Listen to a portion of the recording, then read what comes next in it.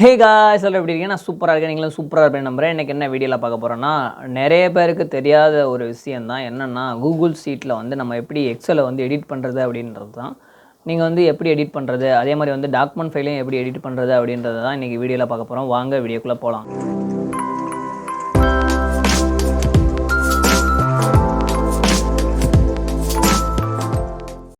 So வந்து இப்போ நீங்கள் ஸ்க்ரீனில் பார்த்துட்டீங்களா, இதுதான் என்னோடய மெயில். ஸோ வந்து இந்த மெயிலில் வந்து நம்ம வந்து ஆல்ரெடி வந்து எக்ஸலை வந்து அப்லோட் பண்ணியாச்சு. ஸோ வந்து அந்த அப்லோட் பண்ண எக்ஸலை வந்து நம்ம எப்படி கூகுள் ஷீட்லேயோ கூகுள் டாக்குமெண்ட்லேயோ நம்ம எப்படி எடிட் பண்ணுறது அப்படின்றத பார்க்க போகிறோம்.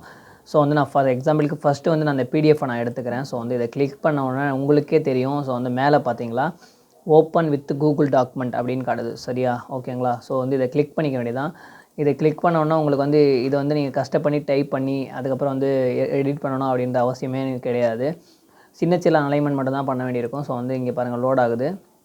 லோட் ஆனோன்னா பாருங்கள் என்னடா இவ்வளோ அலைன்மெண்ட் பண்ணணுமா அப்படின்னா, இது வந்து கொஞ்சம் கொஞ்சம் அலைன்மெண்ட் தான். இதே வந்து நீங்கள் புதுசாக பண்ணணும்னா கொஞ்சம் கஷ்டம் தான். ஸோ வந்து இதை வந்து கொஞ்சம் கொஞ்சம் அலைன்மெண்ட் பண்ணி நீங்கள் வந்து எடிட் பண்ணிக்கலாம். பார்த்தீங்களா? ஃபார் எக்ஸாம்பிளுக்கு நான் இங்கே சும்மா டைப் பண்ணுறேன். ஸோ வந்து இதே மாதிரி வந்து நீங்களும் டைப் பண்ணிக்கலாம்.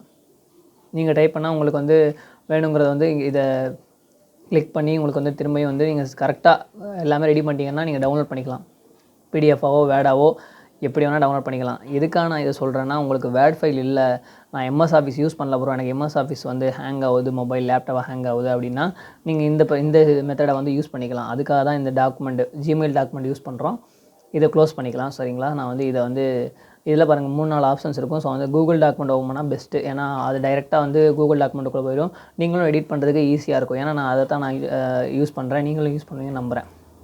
அதுக்கடுத்தது வந்து கூகுள் ஷீட்டும் எக்ஸலும் வந்து பெரிய வித்தியாசம் இல்லை, ரெண்டுமே சேம் தான். உங்கள்கிட்ட வந்து எம்எஸ் ஆஃபீஸில் எக்ஸல்ஸ்லாம் இல்லை ப்ரோ, நான் இன்ஸ்டால் பண்ணல அப்படின்னா, ஸோ வந்து இதை நாங்கள் கிளிக் பண்ணிவிட்டு நீங்கள் இவ்வளோ கிளிக் பண்ண கூட தேவையில்லை. ஸோ வந்து நம்ம ஃபார் எக்ஸாம்பிளுக்கு இதை க்ளோஸ் இது பண்ணிக்கலாம்.